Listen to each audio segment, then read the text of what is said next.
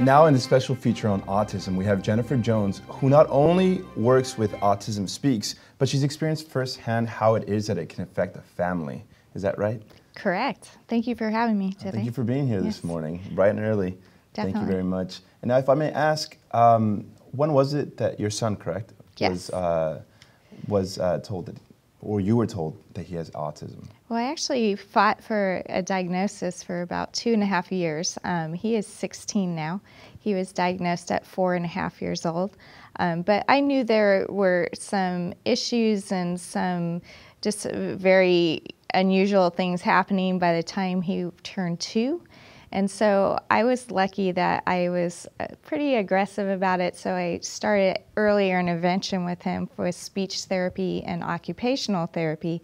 But at the time, even 13 years ago, it was, we've learned a lot about autism since then. Yeah. So it was a little difficult to get him diagnosed. So I kind of, educated myself, really went full force, and by the time he turned 4.5, I actually received the diagnosis, and he is considered severely impacted by autism. Okay, and may I ask, you said you started noticing things. Mm-hmm. May I ask, like what? He was a child that regressed. He had about 50 words, and he was very social as a baby, but around, I would say, 18 to 20 months, and at the same time I was having my second child, I just saw a real regression. So he stopped speaking and he stopped gesturing. So he stopped pointing, stopped smiling, waving hi and bye, and things like he wouldn't respond to his name. So I was definitely on alert that something was different and wrong. At first I thought possibly he had some hearing issues, but I did an enormous amount of tests on him for medical reasons, and then again 2.5 years later we finally received the diagnosis. Well, that's unfortunate it took so long, but at the same time it's great that as parents, which it shows a lot of the responsibilities that parents have, and in your case, you kept with it and you pushed forward, and your son was diagnosed, and that led to Autism Speaks. Yes. Correct? And yes. how long ago was that? Well, I actually was a designer for Disney at the time when my son was diagnosed, so it was definitely a life changer and a career changer for me. At the time of the diagnosis, it was just when resources were beginning, and it was before Autism Speaks even existed. So with that, I educated myself. I became an advocate for my son, and through that journey, I decided I wanted to help other families and individuals living with autism. I just love everyone I've met through the journey. So in a strange way, even though it's very difficult, it's also a blessing because you become part of a, almost like a tribe and a wonderful group of people that are all trying to, help their, sons and daughters and loved ones. So it's in a weird way a positive thing in the end. So even though there's lots of continued struggles. Wow.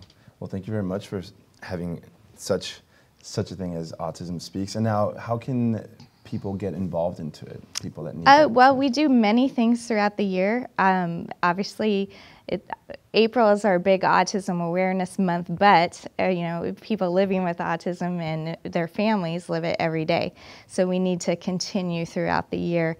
We do many things. I direct all of Southern California, so I am in charge of the chapters of Los Angeles, Orange County, and San Diego. So we have many things throughout the year, and we have a great network of committee and volunteers with that.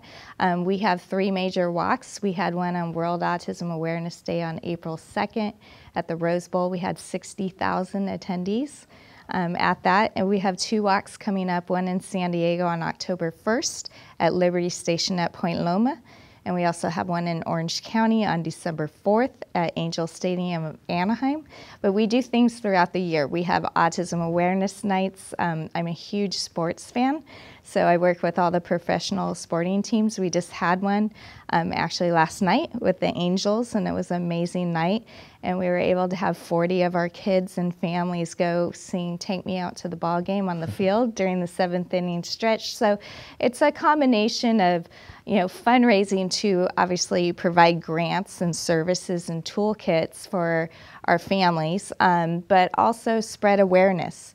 You know, obviously those of us in this world live it every day, but we need to really embrace our individuals and families living with autism and really get them out into, you know, society and inclusion, and just so everybody is aware of, you know, what daily life is like, but making sure our kids get out there and have fun. Correct, and that's the biggest thing. I think the biggest thing that I can hear Jennifer Jones saying is that sometimes not only the person that has the autism, the child, might not have necessarily a voice of their own, and so parents or other people that are out there can definitely come forth and help with that. And your organization sounds like has many, many activities that you can get involved in. And so is there a website? Yes, you can go to autismspeaks.org, and again, we have many different services and resources available to you.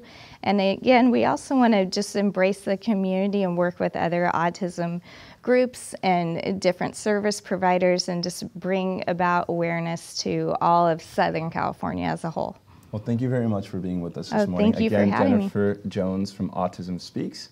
AutismSpeaks.org is where you can go and get more information. And now coming up is School for Children with Autism, and Amy DeLaura joins us to tell us all about it. Coming up next.